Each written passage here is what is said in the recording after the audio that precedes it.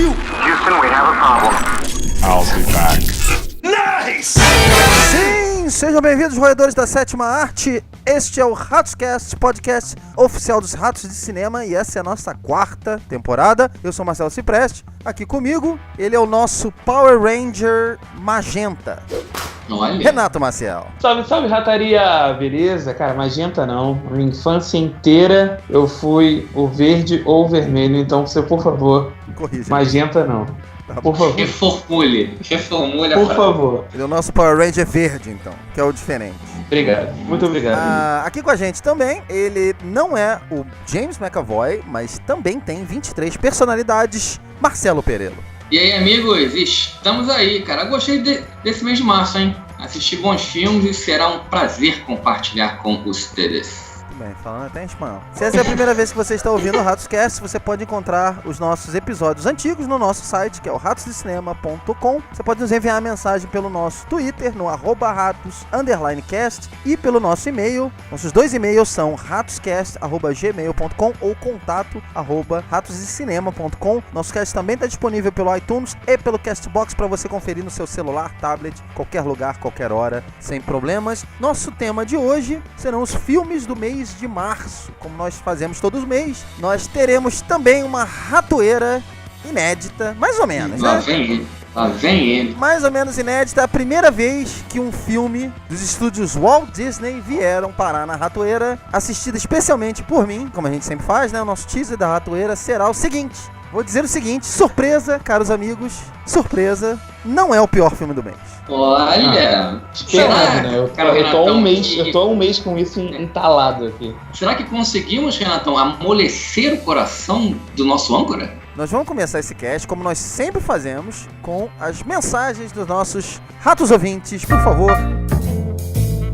I'll be writing to you. Ai, que bonito. Salva de palmas para ratos. Vou começar com o nosso caro amigo Léo Santos de Coimbra, Portugal. Vejam vocês.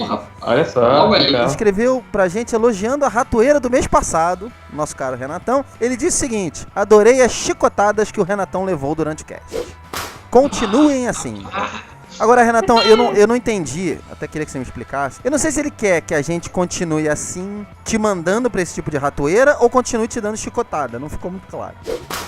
Eu também não entendi muito bem, não. Eu agradeço a ele pela mensagem, que bom que ele gostou. Eu acho que as desgraças das ratoeiras que eu pego, pelo menos servem pra divertir a galera. Agora eu também fico preocupado do continuem assim. Será que ele quer me mandar pro terceiro filme? Eu não sei, cara. Ele e o nosso público, Renatão, com É certeza. a cara da nossa ratoeira. Mas olha só, Renatão, você agora é uma chicotada internacional, é uma ratoeira internacional. Lá em Portugal o pessoal tá adorando você também. Então, por favor, uma chicotada em homenagem a esse momento. Com certeza. Ui, um tapinha não dói. Eu cheguei a comentar com o Renatão sobre isso. Nosso cast do filme Sala Verde foi ao ar no dia 8 de agosto do ano passado. Poucos casts sobre esse filme. Felizmente, ele continua agradando os nossos ouvintes. Repercutindo ainda, cara. Repercutindo ainda, o Lu Bloom publicou um belíssimo texto no nosso site, Ratos de Cinema, no post do filme. Ele discordou de algumas coisas que a gente falou, mas ele disse que adorou o cast e por isso começou a escutar os outros casts do Ratos de Cinema. Boa. Queria agradecer muito a opinião do Lu. Se você quiser continuar escrevendo, por favor. O Edley Reis escutou o cast também. No nosso canal do YouTube ele disse: muito bom esse podcast. PQP, amei. Maguinho, como é que a gente explica isso, cara? O filme nem passou nos cinemas aqui, veio direto pros canais de streaming, pros DVDs da vida, e é um dos casts mais ouvidos até hoje, elogiado pelos nossos ouvintes. Como é que a gente explica? Cara, nós comentamos isso, né? Ratos Cast tem essa particularidade, entendeu? Assim, filmes que a maioria dos podcasts nem citaram esse filme, entendeu? Então, assim, é bom que a gente aborde filmes que a galera não viu, e é bom que a pessoa vai descobrindo também, cara. Isso é muito legal, entendeu? É a nossa função aqui. Então, porra, muito merecido. Um cast que eu guardo com muito carinho, cara. Muito bem. Sobre o nosso Clash, que foi ao ar este mês passado, dos filmes do Martin Scorsese, o Clóvis Lapachina falou o seguinte: Cabo do Medo poderia substituir facilmente um dos filmes de gangster, para não ficar com dois roteiros parecidos. Foi um absurdo. Muita polêmica nesse cast, muita discordância, alguns comentários, alguns e-mails sobre quem ganhou esse cast também. Eu queria saber o seguinte: pintou arrependimento pelo escolhido, Renatão? Olha, arrependimento não. A gente gravou esse cast, foi na época do carnaval, se eu não me engano, e eu até comentei com vocês em off que eu ia passar o meu carnaval em casa fazendo o bloco do Scorsese, porque eu tava muito empolgado com a gravação do Clash, a gente falou tanto dele, e eu fiquei com muita vontade de revisitar os filmes dele, e eu passei basicamente o carnaval inteiro vendo vários filmes dele. Cara, não me arrependo. Cabo do Medo, sim, é até uma menção que a gente fez no final, que pra mim é uma das grandes perdas de não ter estado lá entre os 8, mas infelizmente não é uma seleção só nossa, né? É por causa do nosso critério de votação, pelo IMDb, Rotten Tomatoes, então infelizmente ele acabou ficando de fora. Olha só, Renatão, eu inclusive também assisti diversos filmes, eu também durante umas 2 semanas revi alguns filmes, inclusive Cabo do Medo, que não vi há muito tempo. Eu recebi algumas mensagens de algumas pessoas que me falaram também que, por algumas coisas que a gente comentou lá, eles ficaram ou na curiosidade de ver o filme ou rever alguns filmes que a gente citou. Então, se serviu para fazer esse belo apanhado sobre Scorsese e as pessoas reverem, já foi válido esse cast. Nós tivemos a volta do Ratos Clash nesse mês. Nós tivemos também, nós inauguramos também esse mês nossa nova temática chamada Clássicos Modernos. O primeiro filme foi o Clube da Luta, do David Fincher. Nós recebemos diversos elogios. O Maguinho, que não participou desse cast, eu queria pedir pra ele, né? A opinião dele, o que ele achou, ele ouviu, gostou? Cara, escutei Clube da Luta, eu vi 3 vezes já ao longo da minha vida.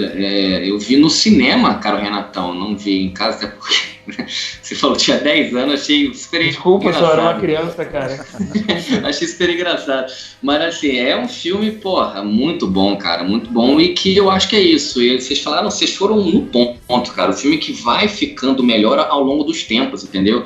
Super atual, assim, e começaram esse cast dos clássicos modernos com o pé direito, cara. É um excelente filme, uma mensagem muito boa, super atual. Estão de parabéns, cara. Que venham os próximos, hein? É um clássico moderno, na sua opinião, Maguinho, Clube da Luta? Com certeza, cara. Foi o que eu falei. Ele parece vinho, né? Queria mandar um abraço especial, desta vez, pro João Alfredo Wolff, que está de volta ao Brasil, a Ana Lu Viola e o meu afilhado, João Vitor Wolff, que esse mês está fazendo 2 aninhos. Parabéns pro meu afilhado João Vitor. Beijão pra essa família linda. Queria mandar abraços especiais pra Janaína Jerk, nossa fiel seguidora no Facebook, sempre curtindo, sempre compartilhando nossos posts. Sei quem é. Você conhece, Maguinho conhece. Também pra Bruna Sartori, sempre presente, comentando, falando sempre dos filmes de terror. Ali ela gosta dos filmes de terror, então um beijão pra ela também. Além disso, esse mês de março marcou a quebra do recorde de acessos em um único mês no nosso site Ratos de Cinema. Mais de 1.500 acessos esse mês, é a nossa maior marca. Queria agradecer muito a todos os nossos amigos do Brasil, assim como os nossos amigos de Portugal, que estão quase ali, né, com o Brasil de número de acessos. Nossos amigos também dos Estados Unidos, Irlanda, Reino Unido, Chile, Venezuela, França e Canadá. Como sempre, todos eles comparecendo no Ratos de Cinema e ouvindo o nosso podcast. Maguinho, olha só, nós temos 81 seguidores só nos Estados Unidos, mais 706 seguidores em Portugal. Cada mês que passa, nossos ouvintes em Portugal duplicam. Isso é bizarro. Então eu queria agradecer especialmente a vocês ouvintes, mas também a esses 2 jovens guerreiros aqui, que passam as horas nos cinemas, em casa, pesquisando, assistindo, anotando, se sacrificando para fazer esse podcast toda semana. Renatão, Maguinho, vou incluir também Márcio, Patrícia, Rafaelo, Leandro, Fernando Ticon. Muito obrigado a vocês do fundo do coração. Ratos de Cinema foi um sonho e vocês estão todo dia ajudando a realizar esse sonho. Então eu quero do fundo do coração agradecer a vocês. Porra, que lindo, cara. Eu tô aqui também sem palavras, cara. É muito bom, Obrigado. Cara. Isso é um sinal de que o trabalho tá sendo bem feito, entendeu? E foi o que eu comentei no primeiro cast nosso, eu acho, assim, se tivesse uma pessoa escutando, cara, já valeria a pena. Então isso só faz a gente ter mais força pra continuar. Damos o máximo pra vocês, cara. Acho que a função desse podcast é isso. Muito bem, muito obrigado mais uma vez. Vamos ao que interessa. Renatão, mês de março de 2017, que já passou Globo de Ouro, Oscar, tudo isso. Agora começa a embaralhar um pouco o cinema, temos um pouco de tudo novamente. Abriu-se a temporada dos blockbusters. Como foi o mês de março de 2017 para você? Muito cheio. Muita coisa no cinema ao mesmo tempo, cara. Que mês apertado, porque cada semana tinha 2, 3, 4 filmes interessantes pra gente assistir. E olha que eu vi bastante filme esse mês, mas eu sinto que vários deles ficaram de fora, sabe? Vários filmes que eu queria ver. Foi um mês bem complicado pra conseguir administrar tudo. Mas ao mesmo tempo foi um mês bem agradável. Eu me diverti bastante no cinema. Vi alguns filmes que foram divertidos, mas esquecíveis, outros filmes super interessantes que me fizeram refletir pós-exibição. Foi um mês bem legal e definitivamente deu o pontapé para o que é o cinema de 2017. Muito bem. Maguinho? Março tem um histórico, né? Onde a grande maioria dos filmes do Oscar já foram lançados, já foram premiados. É o pontapé para 2017, efetivamente, entendeu? Concordo com o Renato também. Um mês cheio, cara. Muitos filmes estreando semanalmente, 3, 4 filmes interessantes, relevantes. Mas enfim, vamos fazer um belo apanhado aqui. Espero que a gente consiga abordar, no mínimo, a maioria deles. Olhando o mês de março, quando eu olhei primeiro, né, lá a lista tal, dos filmes que iam estrear, eu não esperava ver tantos filmes como eu vi esse mês, mas também tinha Ratoeira, que eu não ia ver, acabei vendo, fui obrigado a ver, e estamos aqui mais uma vez, cheio de filme para comentar. Vamos começar então, para alegria dos nossos diversos espectadores pelo mundo afora, vamos começar diferente, vamos começar com o pior filme do mês de março, já que foi um bom mês, vamos tirar isso logo do caminho e falar logo da sujeira, do que sujou os nossos cinemas. Vou começar com o Renatão. Renatão, seu pior filme de março, por favor. É um filme que eu não estava planejando assistir. Eu basicamente assisti porque eu precisava fazer podcast e eu estava, na verdade, fazendo a crítica dele pro Rota. Então eu fui obrigado a assistir Versões de um Crime. Sabia. Que é o filme novo do Keanu Reeves. Novo naquelas, né? Eu tava no embalo do John Wick ainda, então talvez eu ainda estivesse esperando alguma coisa boa. Né? Eu falei, vamos ver o Keanu de novo, vai que vem alguma coisa, mas não, cara. O filme é uma desgraça, eu achei ele super genérico. Quem tiver a oportunidade de dar uma olhada na minha crítica lá no Rota vai ver isso, que eu dei uma destruída no filme. Ele é um filme com diversos atores conhecidos, além do Keanu Reeves, tem a Renée Zellweger e o Jim Belushi, que é um cara que eu não via trabalhar há 600 anos, e depois da atuação dele no filme você percebe por que ele tá tanto tempo sem trabalhar. E nele a gente acompanha um advogado de defesa, que é vivido pelo Keanu Reeves, que trabalha num caso de defender um jovem que é suspeito de assassinar o seu pai. Só que ele é um jovem que se recusa a cooperar com o caso. Então, durante todo o filme a gente vai tentando desvendar o caso da mesma maneira que o caso vai sendo apresentado em tribunal. Eu gosto de filmes de tribunal, só que esse definitivamente não entrega aquele quesito de suspense e aquele thriller que esse tipo de filme costuma entregar, sabe? Os diálogos são péssimos, as atuações são péssimas. A Renée Zellweger, pra quem gosta dela, ela parece realmente que esqueceu como é que atua. Keanu Reeves é aquela coisa... Ele entrega aquela coisa sempre, o negócio é que às vezes ele entrega algum a mais. No caso, no John Wick, toda a questão corporal dele ajuda muito o filme. Mas aí no final, o Versões de um Crime acaba sendo um filme genérico, com uma resolução que você já enxerga com uma distância, mas ao mesmo tempo quando ela chega, você já não se importa com nada, você não se importa com os personagens. E eu até escrevi isso na minha crítica, que no final o filme é tão genérico em todos os sentidos e tão amador que ele parece um episódio deletado de alguma dessas séries, tipo Law and Order, coisa do tipo, sabe? Renatão, e pelo trailer, cara, você já vê que não deve ser bom filme, né? Eu ia te perguntar, Renatão, o Keanu Reeves faz o advogado, não é isso? Faz. O pai dele é o diabo nesse filme, não? Acho que é o diretor. Cara, eu acho que o Al-Pacino fazia uma falta nesse filme. Fez falta. Maguinho, seu pior filme do mês, por favor? Cara, então, eu fico chateado com esse meu pior filme do mês, cara, porque eu sou um dos caras que levanta a bandeira do cinema nacional de gênero, entendeu? E, enfim, eu acho muito legal essa iniciativa, porém, a gente tem que tomar cuidado com isso. Muita ideia diferente, muita autoindulgência, entendeu? Pode sair o tiro pela culatra. E foi o que aconteceu com o novo filme do diretor estreante João Gabriel, chamado Travessia, cara, que traz Chico Dias, que é um ator que eu gosto muito, Caio Castro não gosto nem um pouco, e Camila Camargo menos ainda. É a história do Chico Dias, ele faz o Roberto, né, um rapaz que acabou de perder a esposa, tá triste, infeliz e tal, e o relacionamento com o filho dele, que é o Júlio, tá uma merda. entendeu? Os dois se odeiam e tal, por problemas de herança e tal. E ele vive com a Camila Camargo, que eu esqueci o nome dela, e ele faz uns bicos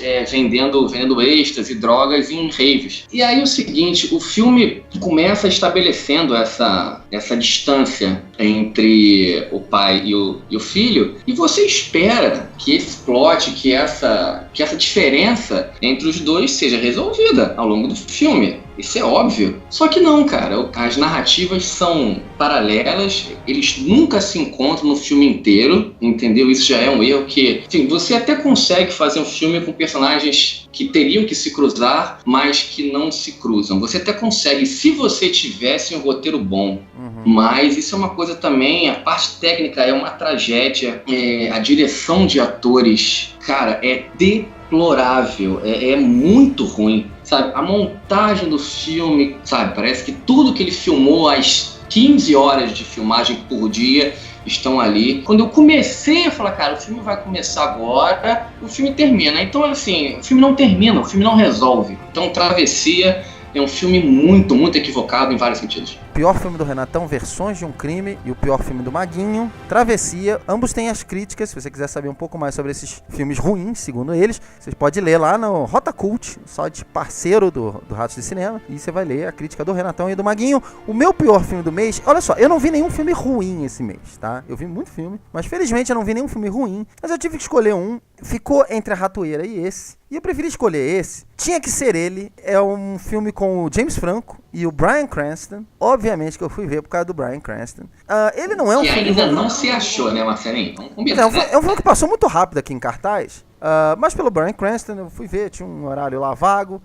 Esperava que pelo elenco fosse ser um filme diferente do que o trailer estava acusando. É a história de uma menina que chama os pais para passar o Natal com ela.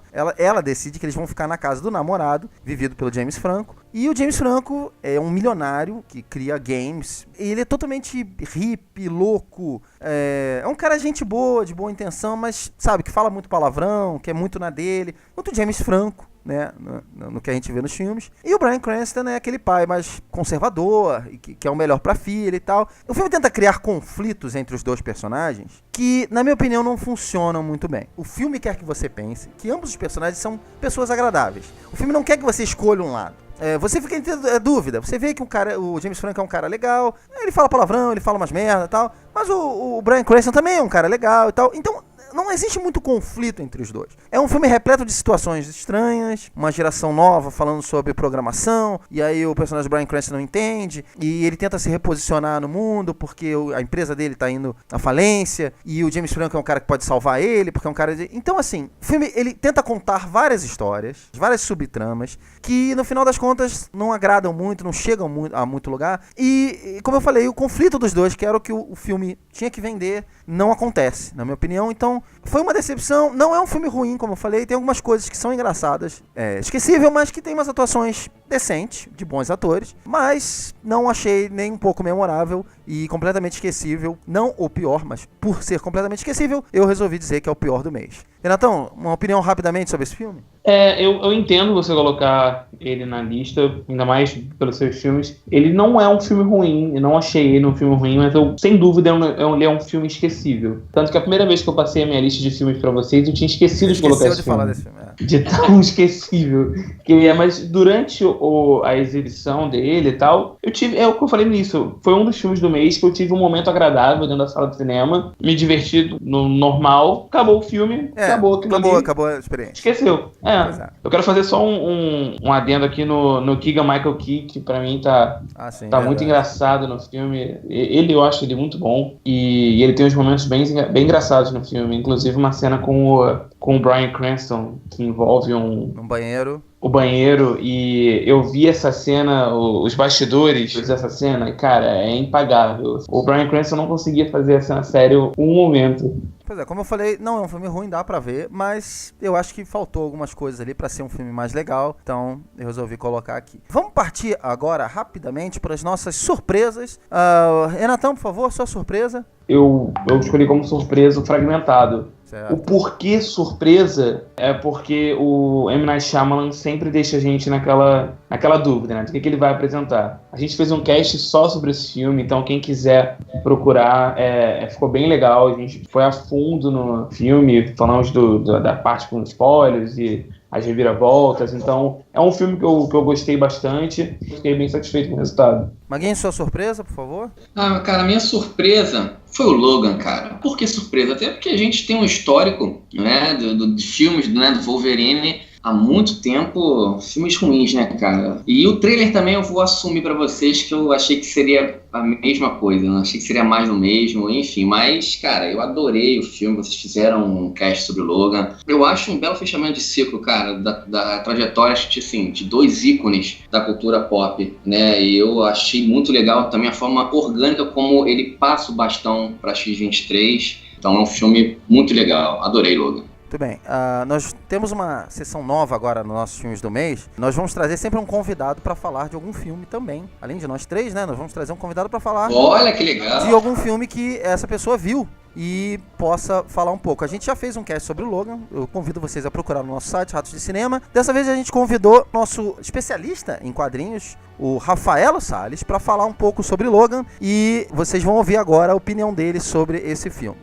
Para começar, eu continuo achando uma vergonha um estúdio do tamanho da Fox demorar 17 anos para fazer um filme que preste de um dos personagens mais icônicos do universo dos quadrinhos. Dito isso, destilando meu veneno contra a Fox, que eu sempre faço até que eles me provem o contrário, eu bato palmas. Logan é um filme muito bom no sentido de entregar aquilo que a gente estava esperando de um Wolverine caracterizado para os cinemas. Era o que a gente esperava esse tempo todo e não aquela violência velada em que, o cara crava garra no peito de um soldado e não sai um sangue, que nem tinha nos primeiros filmes dos X-Men. Nesse ponto, palmas também pro James Mangold, que foi um cara que foi responsável pela cagada que foi o Wolverine Imortal, mas ele nesse filme ele foi o diretor, ele escreveu e foi um dos produtores também, se não me engano. Então, tanto mérito quanto do próprio Hugh Jackman e da atuação excelente do Patrick Stewart e da menina, que eu esqueci o nome, que faz a X-23 também, que dá um show. O James Mangold também merece os louros aí desse filme de ter dado certo, Logan. Pra gente que é fã, foi uma maravilha ver aquilo daquela forma. Eu acho que encerra, né, a participação do Hugh Jackman bem depois da sequência de filmes catastróficos. Eu não gosto de nenhum. O Wolverine em si tava cagado, sempre teve cagado, dessa vez ele acertou, então saiu com honra. Mas o filme em si tem algumas coisas que eu acho que poderiam ter funcionado de uma maneira melhor. Algumas soluções de história, né, naquele final, aquele lance das crianças, e os caras estavam ali para exterminar as crianças. Em vez de começar a matar, eles reúnem um monte de mutantezinho, louco para usar os poderes num grupinho só, e em vez de sentar a bala. E outra coisa que foi o que mais me incomodou foi a solução do X-24, né, o grande arma que seria o antagonista do Logan no filme. Um clone mais novinho, mais saradinho, de cabelo cortado? Não, né, cara? Eu acho que ia ser pra deixar todos os fãs boquiabertos no cinema, era quando abrissem aquela jaula e saísse o dente de sabre. E você imagina o impacto que aquilo ia ter, né? Não precisava exagerar na caracterização, como foi feito lá com Tyler Mane, primeiro X-Men, e também não precisava ser aquela bosta que foi com o Liv Schreiber também, no Origem. Mas pegava um cara grandão e tal, pra fazer o dente de sabre, sair dali salivando, não precisa nem falar. Você ia bater o olho e saber que era o dente de sabre. Aquele filme é um filme pra fã, e essa seria, assim, a cereja do bolo de um fã de Wolverine. Bota o Ômega Vermelho, o Omega Red, que foi um grande antagonista do Wolverine nos quadrinhos também. Cara gigante também, louro, com os tentáculos metálicos ali, partindo pra cima do Wolverine. Acabou. Não precisava dar background, não precisava dar nada. Eles só precisavam botar um antagonista ali que remetesse aquilo. E já que eles estavam remetendo a muitas histórias dos quadrinhos, a muitas caracterizações do Wolverine nos quadrinhos, fazia isso também. Mas assim, no geral, deu para esse ciclo do Hugh Jackman ser encerrado com palmas, bem recebido, todo mundo gostou, todo mundo que é fã gostou. Eu continuo com esse amargor, porque eu acho que era um herói que deveria ter sido tratado com muito mais respeito, né? Mas daqui pra frente a gente não sabe, né? Eu ainda espero estar certo e daqui a uns 2 anos anunciarem alguma outra coisa aí com Tom Hardy no lugar do Hugh Jackman. Pô, maravilhoso. Adorei. Muito bem. Eu queria falar, a minha surpresa do mês foi um filme grande também, foi um blockbuster. Só que eu fiquei surpreso porque muita gente não gostou desse filme. Eu gostei. Eu fui, na verdade, ver esse filme por uma dica do Marcelo Perello, nosso querido Maguinho, Olha. que falou o seguinte pra gente. Ele foi ver na pré-estreia e falou assim, olha, vá ver, mas vá ver em IMAX, 3D, pague um cinema mais caro que você puder pra ver esse filme, que ele vale a pena ser visto assim. Eu tô falando de Ghost in the Shell, Ah, que bonito. que tem um subtítulo bem ruim chamado A Vigilante do Amanhã, que na verdade é o Concordo. título principal, né? Mas, enfim, podia só ficar com Ghost in the Shell. Eu li muitas críticas sobre isso, sobre esse filme e tal. Eu não vou participar dessa discussão sobre a troca de raças, sobre a fidelidade com o original, até porque eu não vi o original. Eu não vou participar disso porque eu acho que hoje em dia tá muito chato conversar sobre filme. As pessoas, Verdade. elas levam sempre a coisa pra sociedade tá machista, a sociedade é isso, não sei o quê. Um beijo pra Patrícia falar nisso, mas enfim. Simplesmente, eu não vou participar disso. Eu não vou participar disso pelo fato de que, no fundo, eu acho que só desvia da questão básica do que a gente tá aqui pra responder, que é se o filme é bom ou ruim. A gente veio aqui pra falar do filme, né? Então, assim, eu me pergunto, eu vendo esse filme, até vendo o filme eu pensei nisso, eu me pergunto se o Blade Runner, quando saiu, e foi um fracasso absurdo, quais foram as opiniões naquela época que os críticos falavam, e as pessoas, público em geral, ia ver, e difamaram o filme. E olha esse filme hoje, olha o nível que esse filme alcançou. Eu não tô comparando o Blade Runner à toa.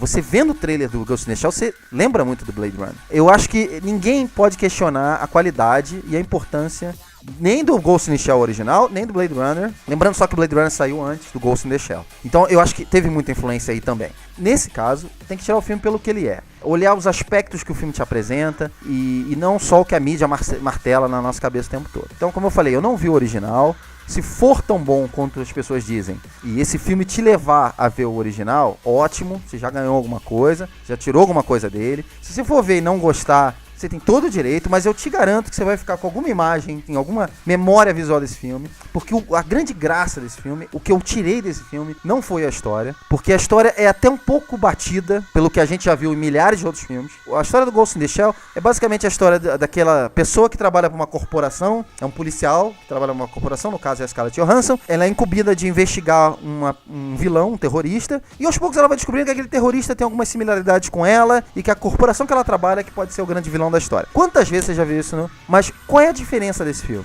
Além da trilha sonora ser maravilhosa, e além de você ver essa questão do cyberpunk, que eu acho, eu, como fã do Blade Runner, eu acho super genial, você tem um visual esplendoroso, que é o grande atrativo do filme, e eu recomendo que você veja em IMAX, assim como o Maguinho falou, porque o IMAX desse filme é absurdo, o 3D desse filme é espetacular no IMAX. Como um filme de ficção científica, não é um filme memorável, eu não acho que no final do ano eu vou estar falando dele ainda, mas é um filme decente o suficiente para apresentar ideias interessantes e cenas que eu acho que definitivamente vão ficar comigo. Então, sem comparar com o original, que eu não vi, eu gostei e eu fiquei bastante surpreso com o filme. Maguinho, você viu o filme? Você quer falar rapidamente? Eu acho também, concordo com você, cara. É chato demais hoje em dia você analisar filme, cara. É etnia, é politicamente correto, é filme gay, caralho, é personagem... Cara, tudo tá muito chato, realmente. Eu gostei muito, cara. Filme com o visual fabuloso. Eu revi a animação um dia antes de eu ver o filme. E engraçado que a animação tem 1h20 e o filme tem 1h40, mas parece que a animação é mais longo, né? Porque ele tem aquela pegada mais filosófica, mais acentuada. O filme ele é um pouco mais direto. Mas é um grande filme, cara. Gostei. Também concordo. Final do ano, nossa, Ghost in the Shell vai entrar na lista. Não, creio que não. Mas é bastante honesto, cara. Gostei muito do filme e recomendo para todos. Em IMAX e em 3D. Bem, Renatão, a gente falou de alguns filmes grandes que chegaram esse mês, o Ghost in the Shell é um deles, o Logan, o Maguinho falou, é outro deles. Um outro blockbuster que chegou esse mês se chama Kong, a Ilha da Caveira, que é o início de mais uma franquia. É e não é, né? Quem viu o filme, quem ficou até os créditos finais, sabe que, na verdade, que juntou uma franquia com a outra. Não vou entregar, porque eu acho que as pessoas têm que ver, ter essa surpresa pelo filme. Mas eu queria que você falasse apesar um pouco... que eu acho que nessa época todo mundo já sabe, né? Sei não, hein? Acho que não. Eu vou te falar só um parêntese. Só um Que não parênteses sabe. rapidinho. Na minha sala, a sala tava cheia, né, do Kong. Mais da metade foi embora, sem ter ficado até o final. Na Mas- minha, só eu e Daniele ficamos. A sala inteira foi fora. Exatamente, então. Eu conheço muita gente que não sabe ainda, mas é o início de uma franquia também, é o início de uma série de filmes e é um filme também pra ser visto em telão e com melhor som e tal. Fala um pouco pra gente desse filme. É um pipocão mesmo, cara. O elenco é absurdo, desde o anúncio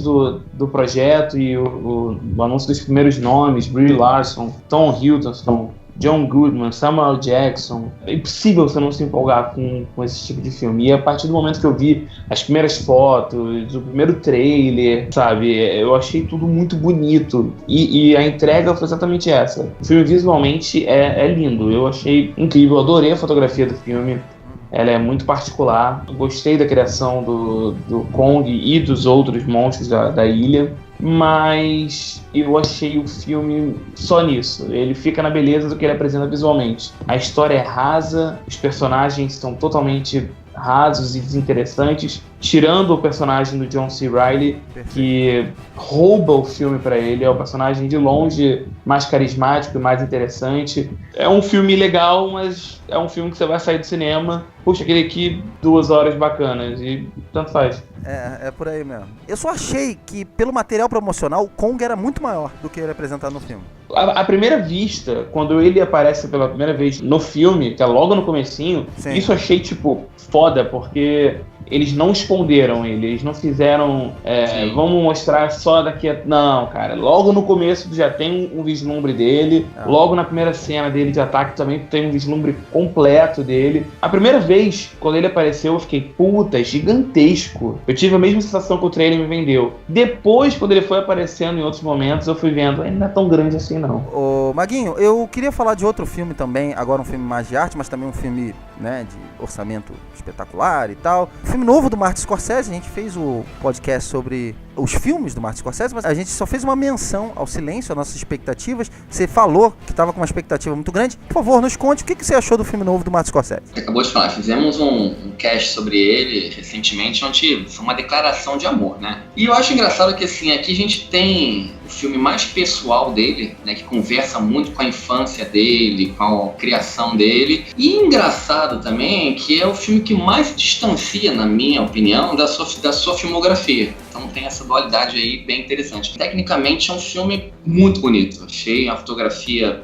linda, os planos são muito bonitos. Porém, eu vou confessar a vocês que eu demorei um pouquinho a me conectar com a atuação dos protagonistas, sabe? Do Andrew Garfield e do Adam Driver. É engraçado que, assim, pelo difícil e perigoso trabalho que eles tinham, cara, em disseminar o cristianismo pelo mundo e tal, eu achei que os aldeões, onde eles chegam, eram bem mais fortes e firmes em sua fé, sabe? Eles não me passavam que eles tinham que passar a fé para os aldeões. Parece que os aldeões estavam encorajando eles a continuar. E eu achei isso, não tinha que ser ao contrário. Isso, mas ao longo do filme eu fui comprando e enfim, acabou que eu achei o filme muito honesto dele, cara. Não é o melhor filme dele, longe disso. É um bom filme, eu achei um pouquinho longo demais, uns 20 minutinhos a menos eu acho que seria melhor. E uma coisa que ele faz em todo o filme, que é você sair do filme discutindo, cara, com ele, sabe? E o silêncio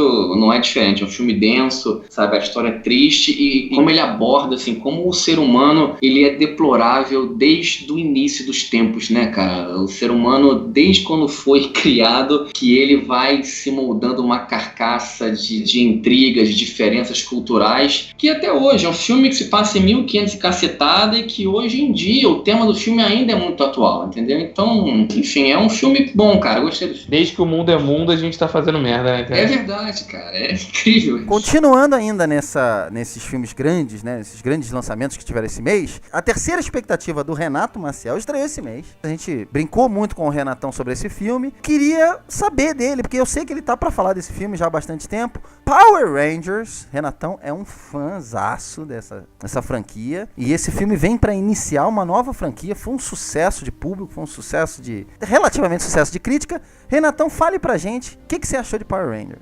Achei foda. Achei irado. Vocês estão pegando no meu pé desde dezembro, quando eu falei que contei a história do jovem Renato com sua fita do Power Rangers em inglês. Mostrei pra vocês depois foto mandei nas redes sociais foto do CD do filme. Eu comecei a ouvir rock com 6 anos com Power Rangers. Sempre foi uma franquia que eu gostei muito, né? Franquia, assim, não pelos filmes, mas pelas séries de TV e tudo mais. E eu fui com empolgação pro filme por gostar da história. Não pelo diretor, pelo James Verlight, ou pelos atores que são, em sua grande parte, desconhecidos. E você também não se empolga muito porque a franquia Power Rangers nunca mostrou grandes atores. O filme surpreende trazendo nomes de peso como o Bryan Cranston e a Elizabeth Banks. São os 2 principais nomes no elenco, junto com Bill Hader, que dublou Alpha. Cara, o filme é tudo aquilo que os fãs estavam querendo. É a melhor obra de Power Rangers já entregue. Ela é mais profunda no sentido de apresentar os personagens, desenvolver eles, dá uma carga dramática para todos eles, coisa que a série nunca conseguiu dar, até porque são coisas completamente distintas. E você consegue ver cenas de ação dos Rangers feitas com um orçamento decente. Então isso fica mais legal. Falando isso, mas o filme é perfeito, o filme é maravilhoso? Não. O filme é repleto de pequenos problemas, falhas. Eu mudaria algumas coisas. Eu acho que falta mais ação. É forte o quesito, a origem dos heróis. Não só nos poderes, mas como a apresentação deles. Eu acho que para um possível segundo filme que deve rolar, eles estavam planejando 6 ou 7 filmes. Eles montaram esse filme pensando nisso. Pela bilheteria, eu acho que eles conseguem fazer mais um e vamos ver o que vai rolar. Agora, 7 eu sempre achei, mesmo eu gostando, meio exagero pra você começar uma franquia dessa. O terceiro ato entrega tudo aquilo que os fãs querem.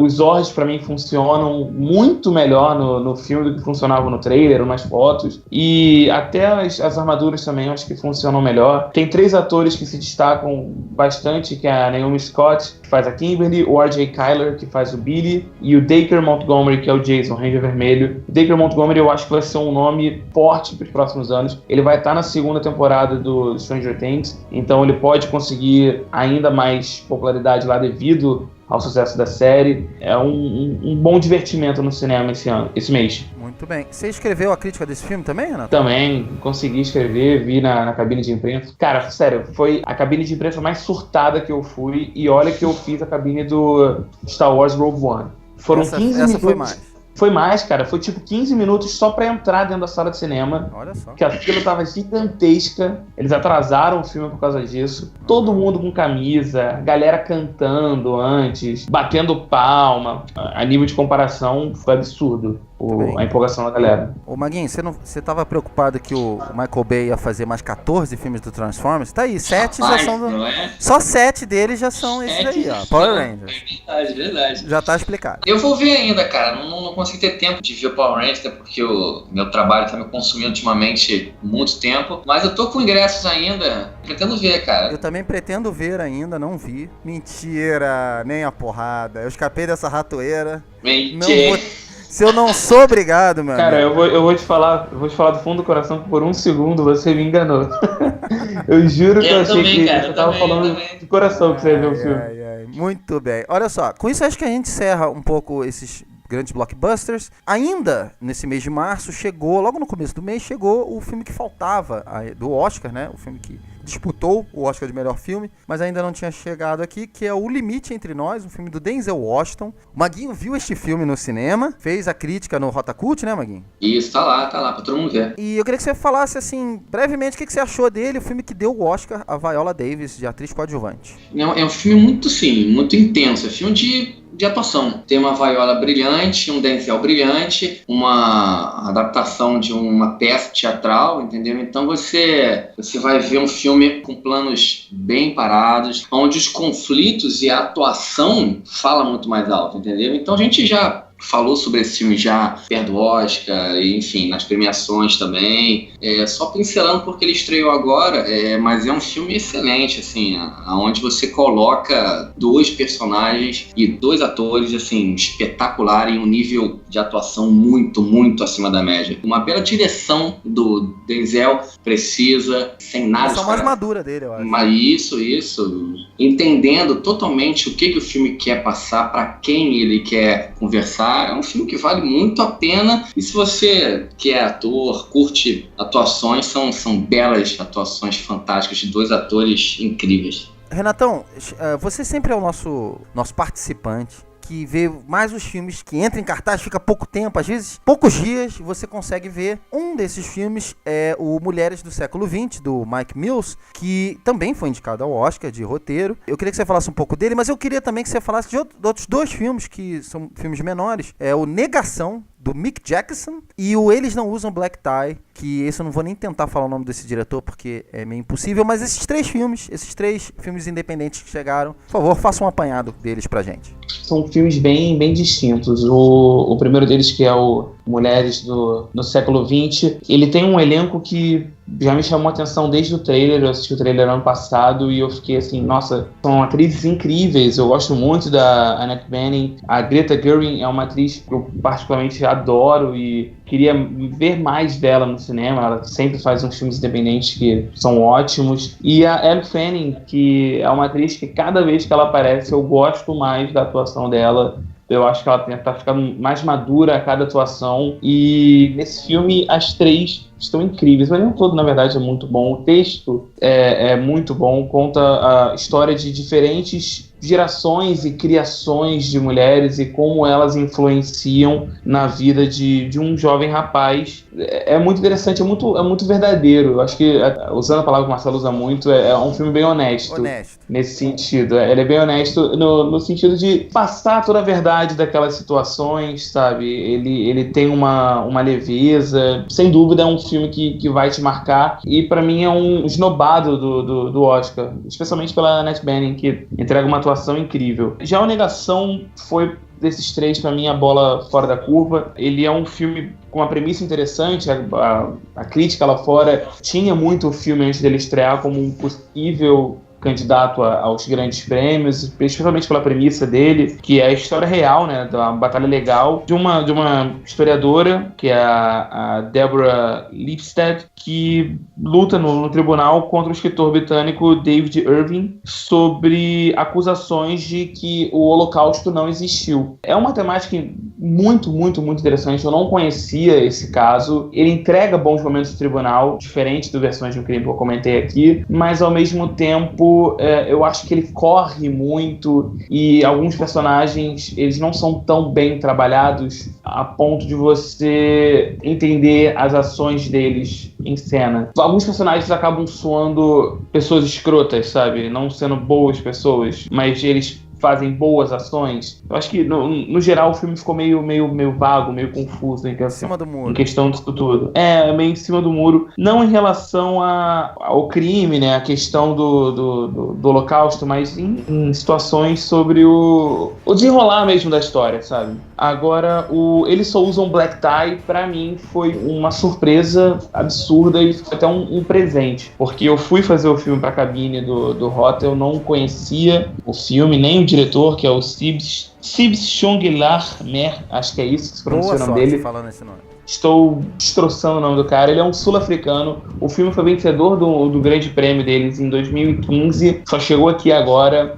Ele parece que é dividido em capítulos, sabe? A edição dele divide toda a história em capítulos. Nem todos os capítulos são muito bons, mas é uma narrativa não linear para contar a história de uma garota da área nobre, né, da África do Sul, e ela comete suicídio e ela transmite esse suicídio dela pro YouTube. E o filme mostra o grupo de amigos dela reagindo a essa ação dela, o impacto que ela causa com eles. Só que são todos jovens de classe média alta. Então, o filme, na verdade, é um retrato bem obscuro e bem diferente da juventude sul-africana que a gente não está acostumado a ver. Sempre que você vê um filme sobre a África, você vê as questões das áreas mais pobres, sabe? Das dificuldades que eles têm. Nesse não. Nesse você vê uma geração perdida, como se fossem os millenniums da África do Sul, sabe? Ele me lembra muito Kids, do Larry Clark, no sentido de mostrar um retrato bem cru de uma juventude totalmente perdida que procura encontrar o lugar deles. Eu pesquisei sobre o filme depois porque ele acabou ficando na minha cabeça por N situações e eu acabei descobrindo que o dia do suicídio da menina bate com o dia do orgulho jovem na África do Sul, que é quando os jovens lutaram pelo apartheid. Então é engraçado você ver essa diferença, né, dos jovens que morreram na luta pelo apartheid e agora os jovens jovens que morrem muitas vezes sem necessidade, sem uma causa mais concreta, entendeu? Então eu acho que é um filme interessante e que merece ser assistido. Não é um filme pra todos, mas ele merece ser assistido. Porra, prazer te ouvir, cara. Interessante, isso aí eu fiquei curioso. Vamos partir agora para os nossos filmes favoritos do mês. Vou falar o meu primeiro. Meu filme do mês se chama Trainspotting 2. T2 Trainspotting, que eu não sei por que esse T2 no início, sinceramente, não entendi. Deveria ser simplesmente Trainspotting 2. As pessoas devem lembrar do Trainspotting, é um filme de 1997 do Danny Boyle. Não foi o primeiro filme dele, mas lançou o Danny Boyle internacionalmente. Ele tinha feito Cova Rasa antes também com Ian McGregor, que foi um filme, né, no circuito cult, assim, até ganhou uma notoriedade, mas foi com o Trainspotting que ele explodiu pro mundo inteiro. Se você lembra um pouco do primeiro Trainspotting, e eu recomendo que você veja antes de ver o segundo, ele termina com uma situação meio em aberta, né? Você não sabe o que vai acontecer. O personagem do Ian McGregor roubou um dinheiro dos amigos, fugiu e, enfim, a gente não sabe o que aconteceu com ele. Nesse filme a gente vai descobrir. O filme inicia com ele mais velho tendo um ataque cardíaco e ele decide voltar para a cidade dele, de Edinburgh, na Escócia, encarar os amigos novamente, né, e a vida que ele deixou para trás e acertar as contas com o passado dele.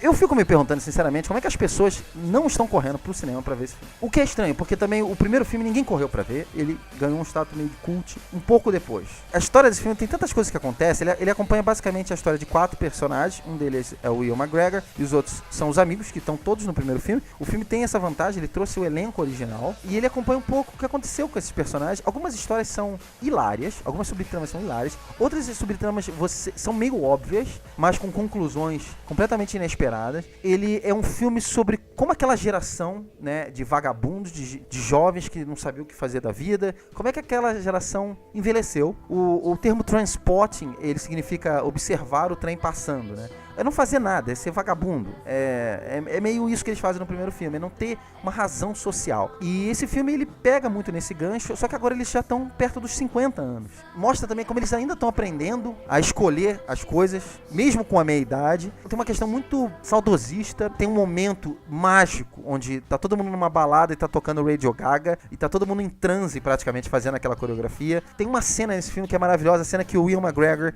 encontra o personagem do Robert Carlyle. No primeiro filme ele roubou o dinheiro do Robert Carlyle, ficou 20 anos na cadeia por causa disso, jurou o cara de morte, e o momento que eles se encontram no filme, começa no banheiro, eles vão pra rua, depois eles vão pro estacionamento, e é uma perseguição alucinante, bem no estilo do Danny Boyle. Então, assim, é um filme que ele faz o tempo todo a gente olhar pro primeiro filme, olhar pra nossa vida, né, pro passado. Ele não é aquele filme saudosista que ele tenta te mostrar como você desperdiçou sua vida e ele quer te passar uma lição de moral. Não é o Trainspotting, não é o estilo do Danny Boyle. Ele questiona como é que a gente perde o tempo sendo uma pessoa diferente do que a gente deveria ser. Fugindo do nosso destino, né? Mentindo pra gente mesmo. Essa é toda a questão do Choose Life, que é uma coisa que eles usam muito no primeiro filme, nesse segundo filme também. Como é que a gente perde tempo com os esportes ou com os amores do passado? Como é que a gente vai buscando a felicidade de várias maneiras, seja o Facebook, seja o Twitter, seja o Instagram, enfim. E como tudo isso também faz a gente ser o que a gente é hoje, né? Como isso junta a gente como sociedade também. É um filme cheio de camadas, espetacular, mais completo que o primeiro, na minha opinião. É um filme mais maduro que o primeiro e eu não vejo a hora de ver ele de novo. Então, Trainspotting 2 é o meu filme do mês. Fantástico. Depois disso tudo, se as pessoas não correrem atrás pra ver, belíssima crítica. Renatão, seu filme do mês de março, por favor. Meu filme do mês é Fome de Poder, do John Lee Hancock, estrelado pelo Michael Keaton, que conta a história por trás da criação do McDonald's. É um filme que chamou minha atenção desde que o projeto foi anunciado. Quando anunciaram o Michael Keaton no papel, eu já fiquei assim, caralho, vai ser uma rede social do McDonald's. Tem tudo pra ser incrível, vai mostrar toda aquela sujeira por trás. E o trailer eu achei muito bom, num papel perfeito pro Michael Keaton, é um papel, sim, parece que foi escrito pra ele. É a cara dele, ele entrega uma atuação fantástica. Ele é o Croc, que é um vendedor de máquinas de milkshake, que acaba se encontrando com os irmãos Dick e Mac McDonald's, que são donos do McDonald's, do primeiro McDonald's. E nessa ele acaba conhecendo a ideia genial dos irmãos do sistema fast food, até a cena que eles contam pra ele como eles criaram toda a ideia. Aí mostra aquela cena da quadra de tênis, ele faz todo o desenho do que seria a cozinha e ele treinando os funcionários. Aquilo ali pra mim é sensacional. Eu acho toda a maneira de contar o filme, como funcionam os negócios e tudo que ele fez e tudo que ele passou por cima para ir tomando o McDonald's para ele, o negócio para ele e moldando com a cara dele. É uma história assim impressionante. O quão parasita esse homem foi, né, que é uma história real, então como parasita esse homem foi, tudo que ele queria ele tomava pra ele, seja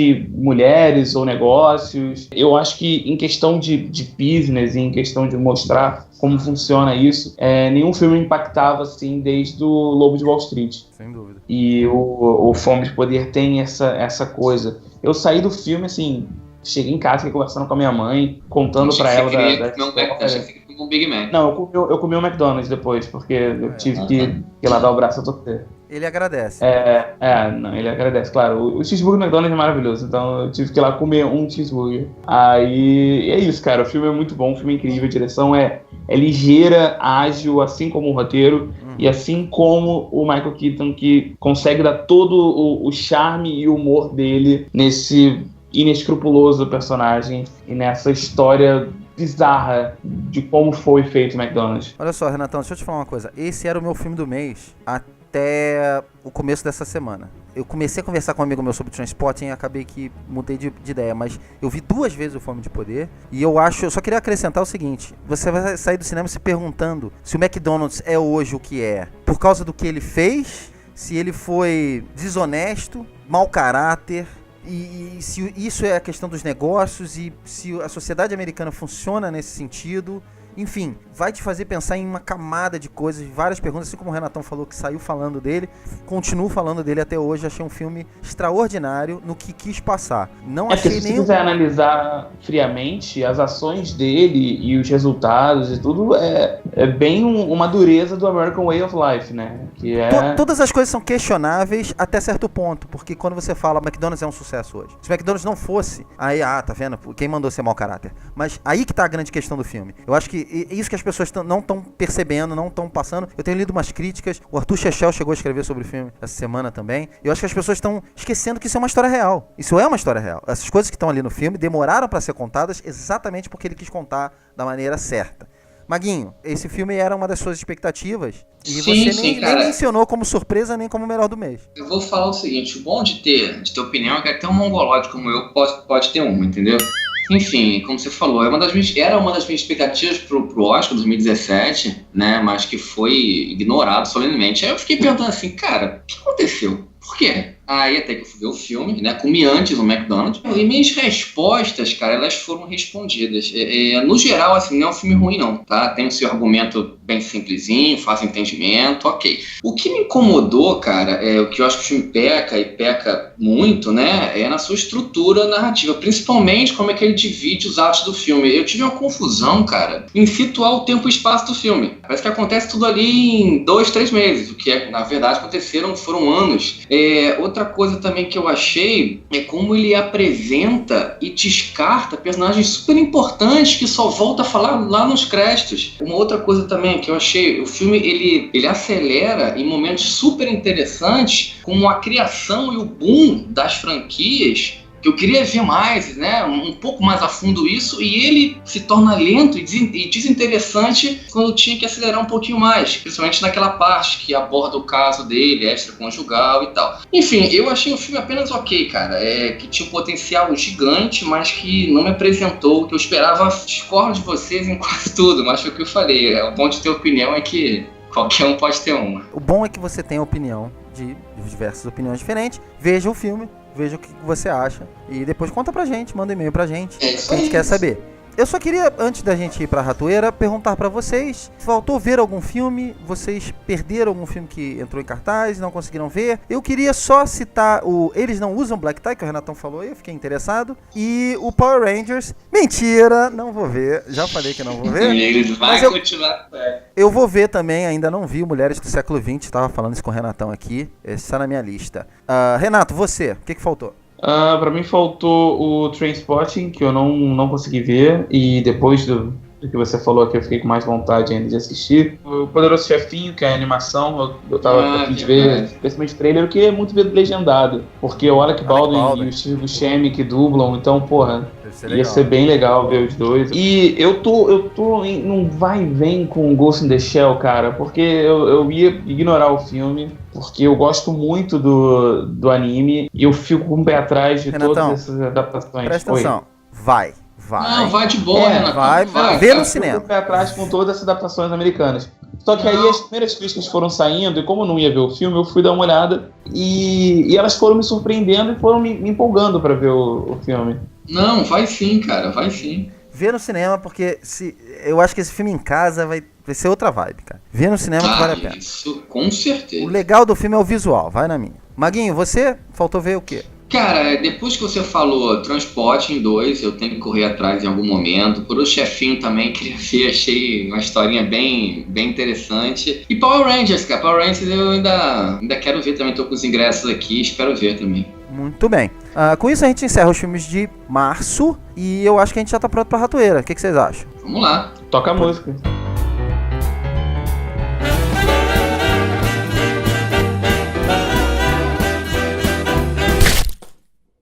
Ratoeira deste mês é o primeiro, como eu falei lá no início, primeira vez que a Disney aparece aqui, foi uma escolha de Marcelo Perello para mim. A Bela e a Fera, filme novo do Bill Condon, famoso Bill, como é que a gente chama ele aqui, Maguinho? Bill Camisinha. Bill Camisinha, Bill que é como a gente vai chamar ele aqui, né, agora. Maguinho, por favor, sua justificativa foi, esse filme não casava comigo. Pra revolta do Renatão, né? Foi isso que aconteceu no cast passado. Eu queria que você só relembrasse aos nossos ouvintes por que você acha que esse filme grandioso, que foi um sucesso extraordinário, é o maior sucesso do ano até agora. Já chegou a marca de 1 bilhão, hein? Pois é. Por que esse filme merece um selo ratoeira? E por que você indicou ele pra mim? Bom, unicamente e exclusivamente porque era o seu mês. Que pra qualquer pessoa da face da Terra ele não seria ratoeira. Exato, a única explicação é essa. Porque calhou do mês ser pra você, entendeu? E eu sei, eu já te conheço há 250 milhões de anos, eu sei de que esses filmes não te pegam. Então, eu acho que nada mais justo que te presentear com esse belo exemplar live action de uma das melhores, se não a melhor animação dos estúdios Disney, A Bela e a Fera. Bom, nós três vimos o filme, depois eu vou pedir a opinião rapidamente dos dois. Só corroborando o que o Maguinho falou, eu realmente não sou fã desses filmes. Eu não vi Cinderela, não vi Malévola. Apesar de que depois eu fui ouvir falar que é um filme interessante. Que é mais Malévola é uma bosta, cara, fica tranquilo. Malévola pode ficar fora. Então, não vi. O que mais que teve? Mowgli eu vi, é legal. Então, mas... Mowgli, Alice eu achei horroroso. Mas enfim, esses filmes que eram desenhos da Disney e agora estão virando filmes, eu fujo, não curto, não sou muito esse negócio de princesinha e príncipe encantado e o caramba, não gosto. Acho interessante a questão da Malévola de você, né, fazer um twist no filme, você contar a história não da Bela Adormecida, mas da vilã. Sim, interessante. A maneira que essa ideia surgiu foi muito legal, né? Com o primeiro Branca de Neve e o Caçador, que a gente já falou, eu fiz a ratoeira do segundo filme. As pessoas vão me indicando essas coisas porque sabem que eu não gosto. O primeiro Branca de Neve é legal, o segundo é uma bosta. A ideia originou de uma maneira legal, mas eles viram que dava pra ganhar dinheiro só refilmando. E eu acho que a Disney tá indo pra um lugar meio estranho, porque eles estão quase fazendo frame a frame o mesmo filme. Eu tava falando do Ghost in the Shell antes, dessa questão de separar um pouco história e visual, e eu acho que esse filme é um pouco disso também. O filme conta a história, obviamente você já deve conhecer a história da Bela e a Fera. A Bela, ela é essa menina viciada em livros, extremamente culta, numa vila onde ninguém se importa com isso, onde as pessoas se importam com beleza e fazer o seu trabalho braçal, que seja. Então, ela é uma pessoa completamente diferente, ela é vista como uma pessoa diferente, tratada como uma pessoa diferente. O pai dela é uma pessoa também bem diferente, é uma espécie de cientista, assim, constrói coisas inovadoras. E uma vez ele vai para a floresta para buscar mantimento e ele acaba esbarrando num castelo misterioso, é preso pela fera, que uma vez foi um príncipe, amaldiçoada por uma feiticeira. Olha só pra onde a gente tá indo. Mas tudo bem, vamos tentar ficar pé no chão. E aí ela se oferece pra trocar de lugar com o pai e virar prisioneira da fera. E obviamente acaba se apaixonando eventualmente pela fera. Obviamente que não é tão fácil assim, mas aos poucos eles vão se afeiçoando um pelo outro. E nós temos essa belíssima história de amor. O legal da Bela e a Fera, que eu acho, é o seguinte. Todos os filmes de princesinha é meio assim, a princesa sonha com o príncipe, aí de repente aparece um cara e ela, você é meu príncipe, e eles vivem felizes para sempre. O conflito que existe é mais entre ela e a madrinha, ou ela e uma bruxa, ou ela e não sei quem. Mas o príncipe aparece, ele é meio que, sei lá, um milionário que entra na vida de alguém, né? Caiu de paraquedas e... É o Christian Grey.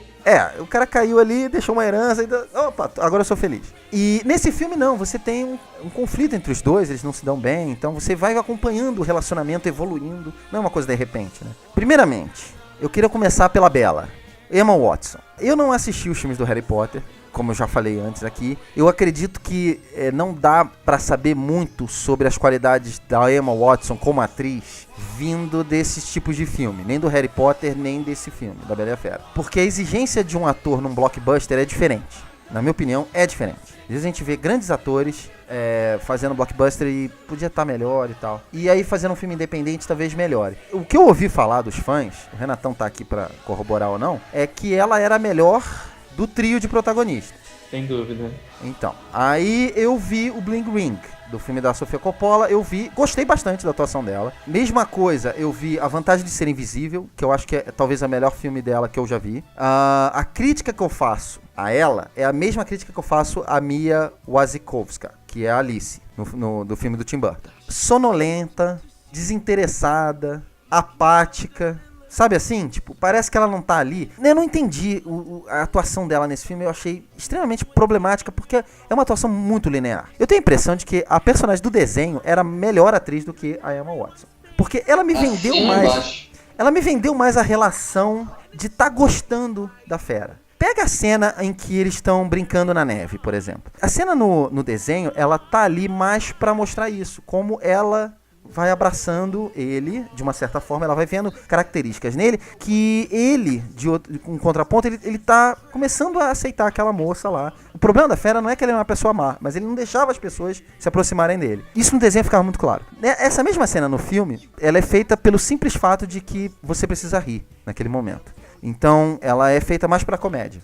A Bella, ela fica pouco perto da fera nessa cena, pode reparar. E você tem essa cena meio que jogada ali, que deveria funcionar mais de um jeito, mostrando uma coisa, e, na minha opinião, absolutamente não funcionou. Outra coisa sobre as duas, né? Alice, isso no caso da Alice e no caso da Emma Watson também. Ambas parecem extremamente desconfortáveis trabalhando com computação gráfica. Eu acho que para esse personagem funcionar, o ator e o personagem do CGI, né, o personagem criado pelo CGI, eles têm que estar em sintonia. Os olhos precisam se encontrar de uma certa forma, sabe assim? Então, quando a Bella está interagindo com o Lumière, por exemplo, que é o candelabro, ela precisa estar olhando na mesma direção dele. Ou com a xícara. Ela tem que estar... Entendeu? A maneira que o Bill Camisinha resolve disfarçar isso, ele filma o personagem de frente. Então você não vê os dois se olhando. Eu não sei se vocês tiveram isso com o filme, mas ela não me pareceu estar interagindo muito bem. É por isso que, por exemplo, filmes como o Roger Rabbit funcionam bem até hoje, entendeu? E filmes como os Smurfs não funcionam, porque você misturar um ator com os personagens digitais, às vezes, se ele não for muito bem dirigido, o ator mesmo fica perdido. Eu fico pensando, como é que a Emma Watson, que deve estar acostumada a trabalhar isso, ela cresceu trabalhando com CGI, né, telas verdes, se isso funcionava bem no Harry Potter e não funciona aqui. Eu não sei responder essa pergunta, mas nesse filme, definitivamente, ela não tá trabalhando bem com esses personagens. A cena do almoço, onde... era a cena que eu ia comentar. Ali só tem os personagens, ela é a pior cena dela no filme, pode reparar isso que eu tô falando. Verdade. Já que eu entrei nos personagens digitais, um outro problema que eu queria falar é isso. Os personagens digitais não são bons nesse filme. Não são bons. E pra esse filme funcionar, os personagens tinham que ser bons. Eu gostei do relógio, que é vivido pelo Ian McKellen. Eu não gostei do Lumière, do Ian McGregor. Pra mim, esse é o pior de todos eles. E no desenho, ele é o melhor. Não pelo ator Ian McGregor, que eu acho muito bom. Ele tá bem, ele faz o esforço dele ali pra fazer a coisa funcionar. Teve gente que não gostou. Eu, sinceramente, não me incomodou, não achei espetacular. Mas eu acho que o que atrapalha é o CGI do Lumière. Você não vê o rosto dele. No desenho, o tempo todo, ele reage o tempo todo. É o personagem mais expressivo do desenho. Nesse filme, você não vê os olhos dele, você não vê a boca dele direito. Ele não tem rosto, praticamente. Outro personagem que não funcionou, por incrível que pareça, eu acho que talvez seja pior do que esse. Eu gostei do menino Xícara. Ele tem personalidade, ele é jeitosinho e tal. Mas a mãe, que é a Emma Thompson... O menino Xícara. O menino Xícara é legal. Mas a mãe dele, a mãe Xícara, não funcionou nem um pouco. A mãe Xícara, ela parece uma animação do Castelo Rá-Tim-Bum, aquelas que ficavam paradas, assim, eles botavam uma boca. Ou sabe aquelas laranjas animadas que tinha no YouTube? Annoying Orange. Que elas riam e tal. Coloca isso no YouTube, laranja falante ou não sei o que. É igualzinho. É um objeto estático, com uma boca, parece uma boca tosca desenhada à mão, assim, e colada ali. Não ficou legal, não ficou legal. Não tem personalidade. E essa xícara, ela canta a música tema do filme. Eu esperava alguma coisa legal dessa cena. Essa cena pra mim não me cativou. E não cativou o cinema onde eu tava também não, hein. Já que eu falei da Bela, eu vou falar da fera. Dan Stevens. O Renatão agora vai infartar, mas eu não gosto dele como ator. Ele não gosto, nunca me convenceu. Não vi o Downton Abbey, já vi alguns filmes independentes que ele fez, mas, olha só. Você viu Visita, The Guest? Viu The Guest? Então, ele tem algumas coisas interessantes. Até no próprio Legion, né? Ele é o ator principal do Legion, dessa série nova, que é um spin-off do X-Men. Ele tem algumas coisas interessantes, mas ele me parece mais interessante como fera do que como príncipe. Ele me parece mais interessante com maquiagem e CGI do que ele sem nada, só com a roupa, né? E você vendo o rosto do Dan Stevens. Vivendo o príncipe, ele me parece um ator de teatro mambembe, sabe assim? Que estica o pescoço, que faz muitos gestos com a mão, assim, cheio de movimento brusco, exagerado, levanta o queixo. Me parece o ator de teatro ruim, o ator de teatro exagerado. Ele como a fera... Mas eu acho que você tem isso naquela primeira parte dele, não, né, que mostra... Quando ele volta, spoiler pro filme, eu acho que ele que volta. isso na primeira parte, porque... É a mesma merda. E eu acho que nessa primeira parte exigia isso. Não, ok, pedia, mas... tanto que no desenho nem tem isso. Não, repara, Renatão. Quando ele volta com o queixo em pé de novo. Aí aquilo já tava me incomodando já. Porque a fera é completamente diferente. A fera é sempre olhando pro chão, sempre curvado, sempre, entendeu? Introspectivo. Eu não sei se ele quis fazer esse contraponto. Na minha opinião, não funcionou. Dá pra perceber, mas não funcionou. Mas olha só, olha que interessante. Eu comecei a reparar que além da Emma Watson e do Dan Stevens, que são o core do filme, que é a parte principal do filme, né? Eles têm que funcionar. Eu comecei a reparar que, por exemplo, o Stanley Tucci também estava extremamente exagerado no filme. Ele também estava fazendo uma coisa parecida com o Dan Stevens. Aí eu reparei que o Josh Gad também estava. Aí eu fiquei me perguntando, será que isso é o ator? Porque eu tô falando do Dan Stevens, que ele não é um cara péssimo. Eu não simpatizo com ele. Mas ele é um cara decente. O Stanley Tucci é um excelente ator. Excelente ator. O Josh Gad é muito bom também. Talvez não seja o problema da Emma Watson, ou do Dan Stevens, ou do Stanley Tucci, ou do Josh Gad. Talvez o problema seja a direção, ou a falta de direção que esse filme teve. Eu acho, sinceramente, que principalmente no caso da Emma Watson e do Stanley Tucci, se você tiver um bom diretor por trás, eles funcionam melhor. Você dá um filme desse tamanho pra um cara como o Bill Camisinha, eu não sei. Sinceramente, eu acho um filme muito grande pra um cara como ele. Eu achei alguns números musicais muito chatos, muito repetitivos. Lembraram o filme, o original, o desenho, mas desnecessários. Vou dar um exemplo. O momento em que a Bella vai embora, né, já pro final do segundo ato, onde ela vai embora pra salvar o pai da vila, e a fera tem aquele momento meio introspectivo. E não tem no desenho. Não tem no desenho, né? Ele vai subir lá pra torre e aí ele chora as mágoas dele com ele mesmo. Eu quero ficar sozinho.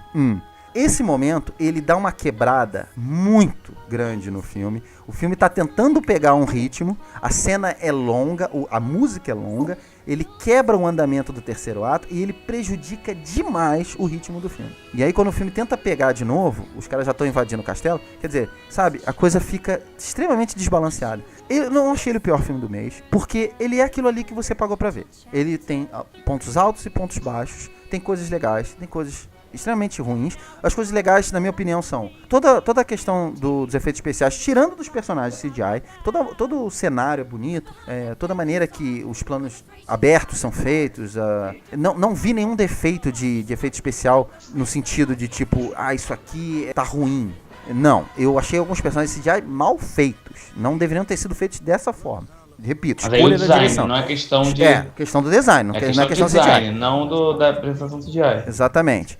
Uma outra coisa que eu gostei, o Josh Gad também no filme, né? Acho besteira essa questão toda. Como eu falei, as coisas estão muito chatas, como o Maguinho falou também. O personagem dele é gay, e daí? Isso até acrescenta pro filme. Um outro personagem que eu gostei, Kevin Kline.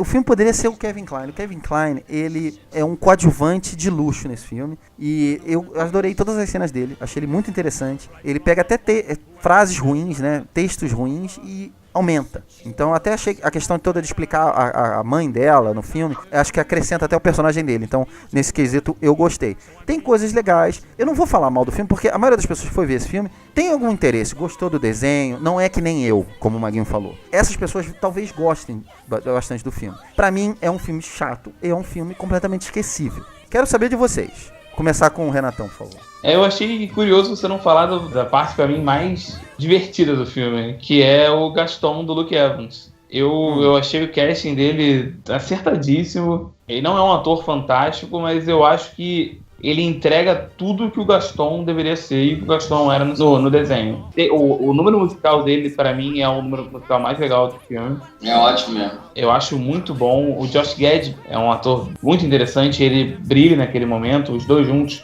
são ótimos e funcionam muito bem durante o filme inteiro. Concordo com você em várias questões, cara, especialmente na parte do design dos objetos, né, dos personagens em CGI, especialmente da mãe Xícara, né, que acho que é Mrs. Potts, o nome dela, não lembro.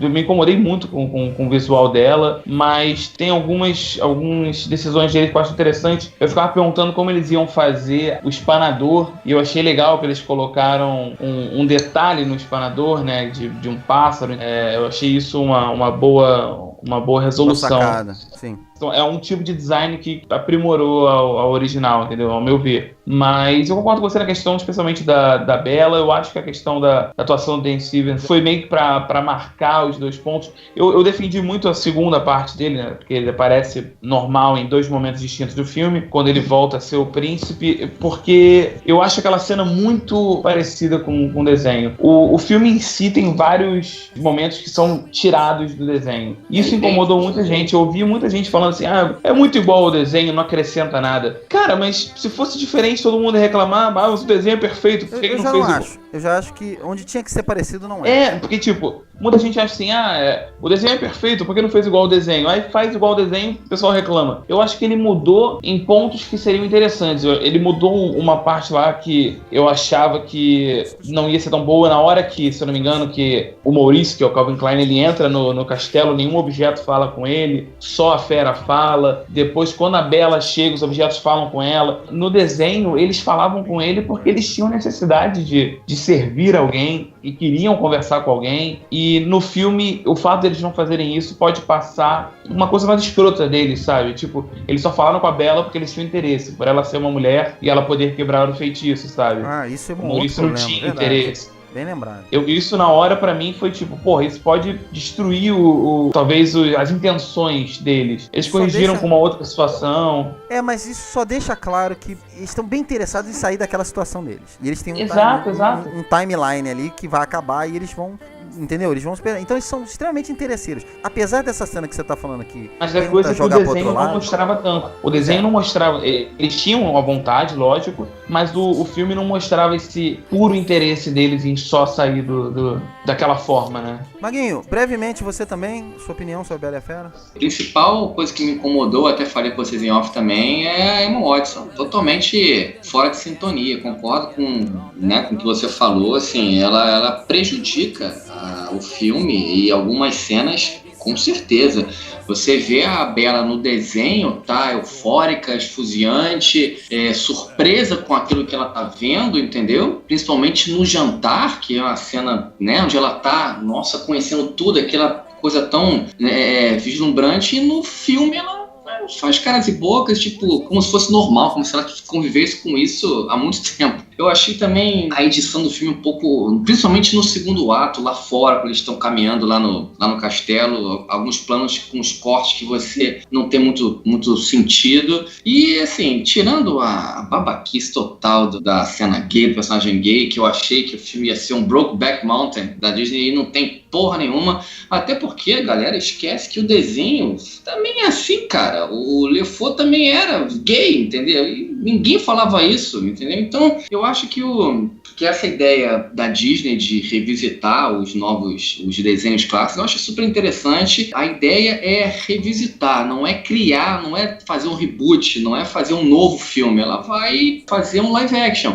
Enfim, no geral, é um filme que eu achava que seria melhor. Eu achava. Não, eu achava que seria pior. Então, eu achava que seria acabei- a Disney realmente é a menina do pote de ouro. olha só, então A Bela e a Fera foi a ratoeira desse mês, do diretor Bill Condon, fez o Dreamgirls, fez a saga Crepúsculo parte 1 e parte 2, então, Olha, como eu falei, o grande problema do filme, no final das contas, na minha opinião, é ele, né? Todas essas escolhas que ele resolveu fazer. Aliás, deixa eu só fazer um adendo. A Bela e a Fera estreou na segunda semana do mês de março e eu só fui ver agora no final do mês, porque eu tava postergando isso. Quero agradecer muito a minha companheira que eu tive lá pra ver o filme, que praticamente me arrastou pro cinema. Beijão pra você, você sabe quem você é. olha. Nota pro filme, na minha opinião, Marcelo Cipreste, no meu ranking, é nota 5, mas a nota que eu vou dar pro cast é nota 6, porque, como eu falei, eu não sou o público desse filme, e como filme,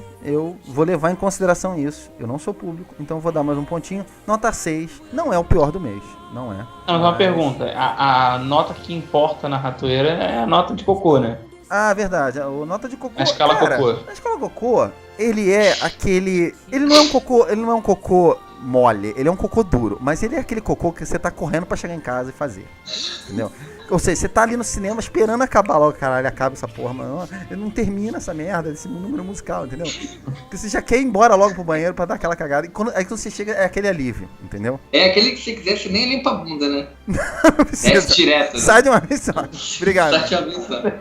É o cocô ligeirinho. Cocôzinho. Tá bom, tá ótimo. Bem lembrado, Renatão. Olha só, mês que vem, mês de abril, nós voltamos pro Maguinho, né? Maguinho será o alvo desse mês. Rapaz, que coisa boa. Pois é, rapidamente, eu que vou escolher pra ele dessa vez. Maguinho, esse é um mês muito tranquilo. Eu pensei em te recomendar A Cabana, porque eu tenho lido críticas péssimas sobre esse filme. Nossa. Mas você já viu o filme. Já. Aí eu olhei a lista com mais calma, pensei em recomendar Smurfs. Mas além de você gostar de animação, você também já viu esse filme. Já vi, é verdade. Então, assim, ia tirar todo o sentido da ratoeira. E eu acho que o legal da ratoeira é você descobrir aqui qual é o filme. Além de toda a relevância que o filme tem que ter, você tem que descobrir o filme aqui, ficar surpreso e brigar pra ir ver o filme, né? Ter todo aquele drama. Tem toda uma mise-en-scène. Todo mise-en-scène. É um filme que eu vou te falar o seguinte, ele tem relevância pra ratoeira, ele tem um clima de ratoeira, a nota dele é baixíssima no IMDb. Agora, ele tem dois motivos que eu acho que ele cadastra perfeitamente. Ele tem o selo da ratoeira. Eu diria até 3 motivos. Vou te dar os 3 motivos.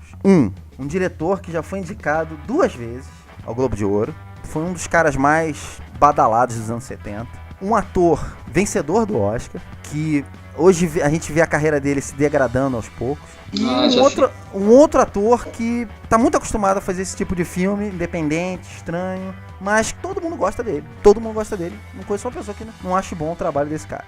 O diretor é o Paul Schrader, o ator é o Nicolas Cage, e o outro ator dos filmes estranhos é o William Dafoe. Esse filme, ele cadastra a ratoeira pelo seguinte. Além de todo mundo tá falando mal desse filme, ele sempre é aquela eterna promessa de que o Nicolas Cage vai voltar a fazer uma boa atuação e que o Paul Schrader finalmente vai fazer um filme decente depois do Taxi Driver, de escrever o roteiro do Taxi Driver e do Touro Indomável. E é um filme de assalto, né? Então a gente sempre fica curioso pra ver esse tipo de filme, se vai rolar, não vai rolar. O Nicolas Cage não aparece no cinema desde o Snowden.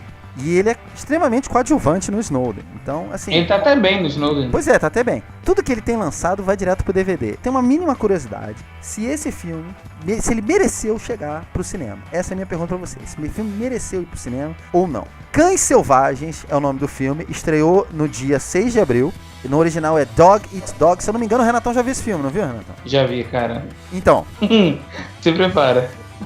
Nossa. Maguinho, ratoeira do mês de abril, Cães Selvagens, de Paul Schrader. Não, perfeito, cara, perfeito. Abraçarei com total amor e carinho.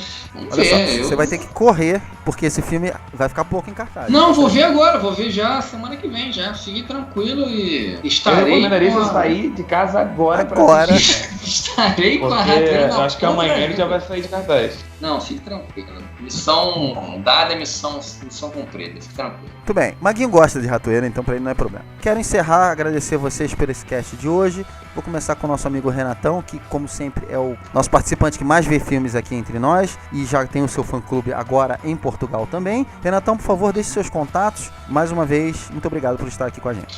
Imagina, cara, sempre um prazer vir falar de cinema e ir assistir filmes no cinema para poder vir conversar e ter esse bate-papo legal, sempre um prazer. Quem quiser me procurar nas redes sociais, estou no Facebook e Instagram, /Renan Marcel com 2 L's no final, só me procurar lá. Também estou no site Rota Cult, aproveitando o Nicolas Cage. Saiu hoje um especial que eu fiz sobre a Era de Ouro do Nicolas Cage, 10 filmes com o melhor da carreira do Cage. De verdade, 10 boas atuações dele, existiu isso. Se você não acredita, vá lá e dá uma olhada. No passado muito longínquo, mas existiu, né? Não, existem coisas mais recentes, cara. Ele não. Mas enfim, procurem lá. O Cães Selvagens com certeza não vai estar nessa lista. Mas é isso, galera. Valeu e até a próxima. Muito bem, Renatão. Mais uma vez agradeço. Maguinho? Eu que agradeço. Fazer esse cast mensal sempre é um prazer enorme. Ir ao cinema é um prazer muito grande sempre, né? Eu sempre falo com todos vocês. Continuem indo ao cinema, compartilhem essa arte fantástica. Caso queiram bater um papo comigo nas minhas redes sociais, no Facebook, Marcelo Pereira, nas redes sociais do Bar Calabouço. Novamente um abraço e até a próxima. Tudo bem, mais uma vez obrigado a todos. Eu sou Marcelo Cipreste, você pode acompanhar a análise de todos os filmes que eu vejo, inclusive esses que eu falei aqui, no meu letterboxd.com/mcipreste. O Ratoscast, mais uma vez agradece sua companhia, um abraço e câmbio final.